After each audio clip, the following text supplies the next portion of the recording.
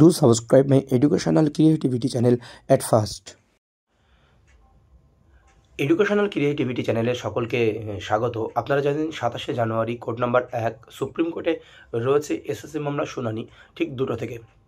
তো ঠিক ৭ই জানুয়ারির মতো আমরা সংশয় তৈরি হয়েছিল যে এসএসসি মামলার শুনানি হবে না, সেটি ২৯ নম্বর লিস্টে ছিল, যে কারণে আগের দিনও এই মামলার শুনানি হয়নি ৭ই জানুয়ারি। সেই কারণটাই আমরা ভয় করছিলাম, সেই কারণটাই আমাদের সামনে এসে দাঁড়ালো। কিন্তু একটি গুরুত্বপূর্ণ খবর যে এসএসসি মামলার শুনানি কনফার্ম হচ্ছে। তো আমরা সুপ্রিম কোর্টের ওয়েবসাইট থেকে কজ লিস্ট তুলেছি দুইবার। তো সেখানে সেই কজ লিস্টে কী জন্য শুনানি পিছিয়ে যাবে বা শুনানি হবে না, সেই সংশয় তৈরি হয়েছিল। আবার শুনানি হতে চলেছে, যে স্পেশাল বেঞ্চ গঠন হয়েছে তার জন্য, সেই সম্পর্কিত বিস্তারিত তথ্য কিন্তু আপনাদের আমি এই ভিডিওতে দেব। সেই জন্য ভিডিওটি না কেটে কজ লিস্ট সহ বিস্তারিত দেখে নিন। চলুন আমরা দেখে নিই যে এসএসসি মামলার শুনানিটি কী হতে চলেছে বিস্তারিত।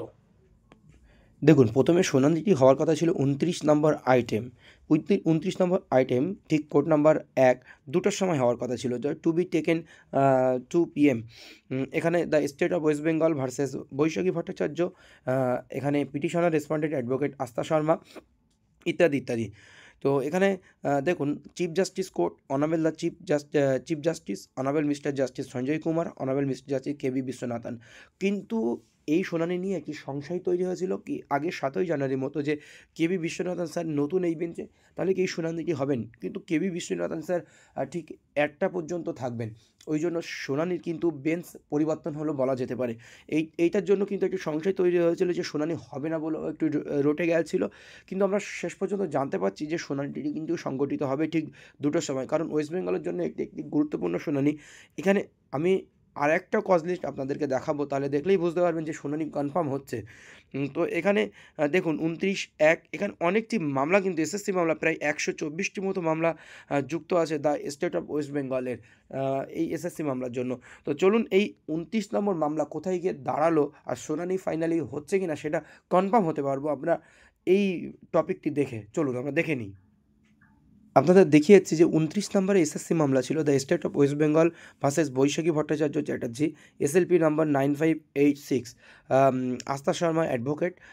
এবার দেখুন, এটা রিজন হিসেবে বলা হচ্ছে এটা ডিলেটেড করা হয়েছে ২৯ নম্বর থেকে। তার মানে ভাবা হয়েছিল যে শুনানি হবে না, কিন্তু তা নয়।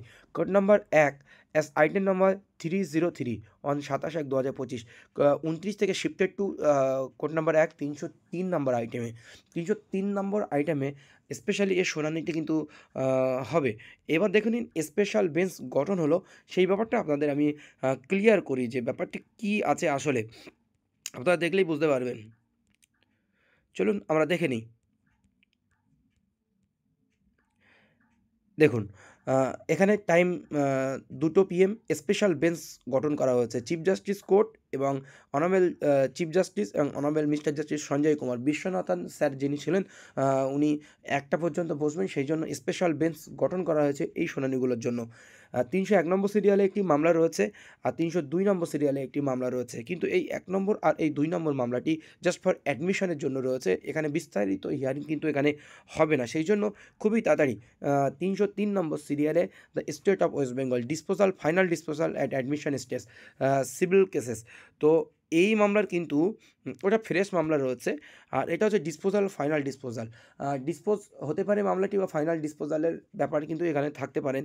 The state of West Bengal SLP number দেখতে পাচ্ছেন, Astha Sharma versus Baishakhi Bhattacharya and ORS. তো এখানে এই ৩০৩ নম্বর সিরিয়ালে রয়েছে, এটি ঠিক ২টোর সময় কিন্তু এখানে এই শুনানিটি হবে। এখানে একটি ডেট দেওয়া থাকে, আগে একটি ২৯ নম্বরে যখন ছিল আপনাদেরকে দেখিয়েছি টাইম টেকেন ফ্রম 2 PM, সেই 2 PM ডেটটি এখানে কিন্তু দেওয়া নেই, কিন্তু খুব আপডেট হয়ে যাবে।